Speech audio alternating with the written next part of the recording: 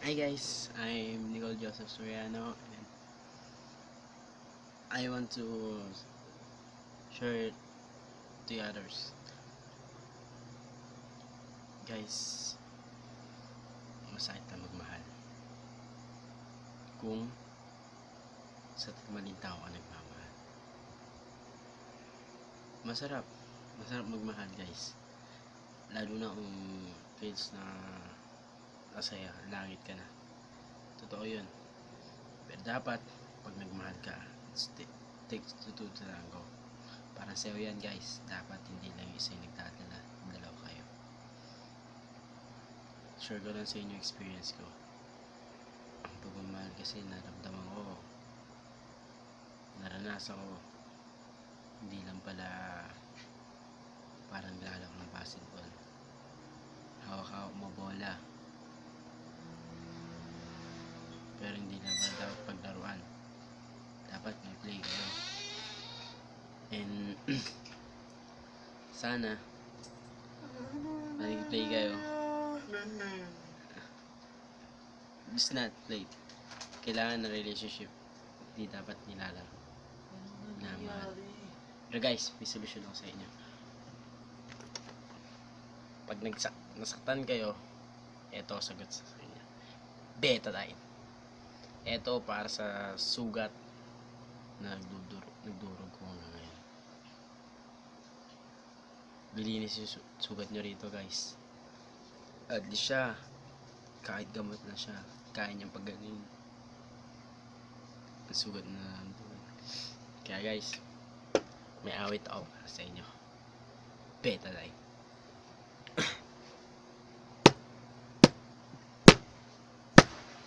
Oh, nang iyong iwan, puso ko'y nagdurugo. Ngunit nang maranasan ay puso ko'y naibsan mo.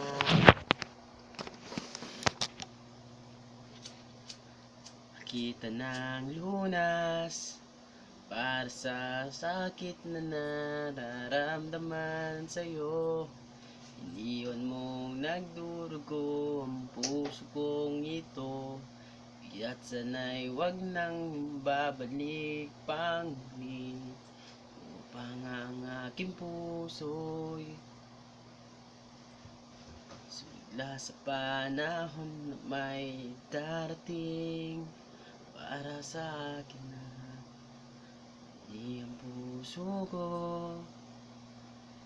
isasaya.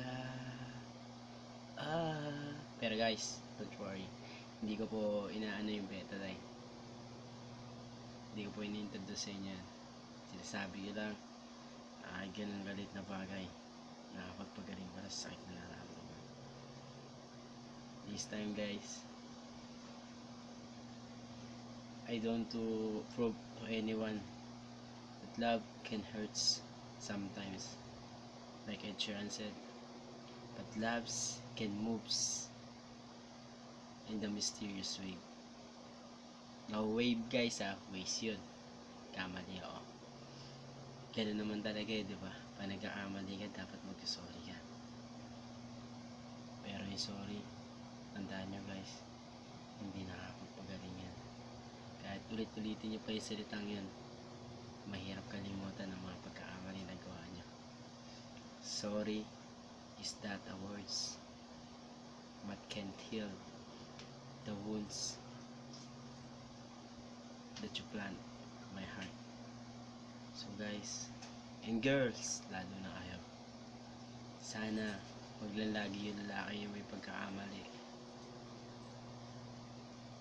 Lahat sana nagkakamali, pero lahat dapat marunong tumanggap. At sana yung agot ng buhay excuse me po, hindi na maging diskriminasyon sa lalo na sa lalaki. Mahirap po yun. At shoutout nga po pala sa kapitbahay ko na mahal-mahal ko since nang bata pa tayo. Kaso ang hirap patunayan sa'yo eh. Langit ka, lupa lang daw ako. Isipin mo yun, it means a year, decades Dekada ko na palang nililihim sa'yo. Mahal kita. Kaso joke lang. Kasi tangin na may boyfriend ka na nga pala. Sorry para. Criminology yan. Paparin tayo. Yun lang. So sana nakatulong ako sa lahat ng mga tulad kong cute joke. Pogi pala. O gusto mo ba joke over bars o bars over joke? Joke. Nga pala uplift up. Pero gusto ko maging MC. Shoutout nga pala kay Enigma. Sana kunin mo kahit taga-punas lang ng mga pagod na MC. O sige na lang. Taga-is tubig na lang.